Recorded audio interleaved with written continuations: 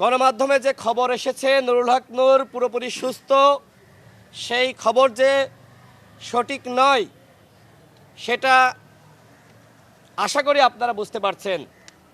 আমি আজকে নুরুল হক নূরকে সকালে দেখতে গিয়েছি এবং সেখানে ডিরেক্টর সাহেব ছিলেন, ঢাকা মেডিকেলের অন্যান্য ডাক্তাররা ছিলেন। আমি সবার সাথে কথা বলেছি এবং নুরুল হক নূরের সাথে কথা বলার চেষ্টা করেছি। আমি যখন নুরুল হক নূরের সাথে কথা বলার চেষ্টা করছিলাম, আমি কথা বলছি এবং তিনি শুনতেছেন, সেই অবস্থায় তার নাক থেকে জমাট বাঁধা রক্ত বের হলো। অর্থাৎ গণমাধ্যমে যে খবর প্রচারিত হয়েছে নুরুল হক নূর পরিপূর্ণ সুস্থ, সেই খবর আসলে সঠিক নয়।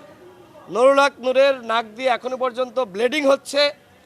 আজকে আমি নুরুল হক নূরের সাথে যখন কথা বলতে যাই, সেই অবস্থা আমি নিজে দেখেছি এবং সেটির ভিডিও ফুটেজ আমার কাছে রয়েছে।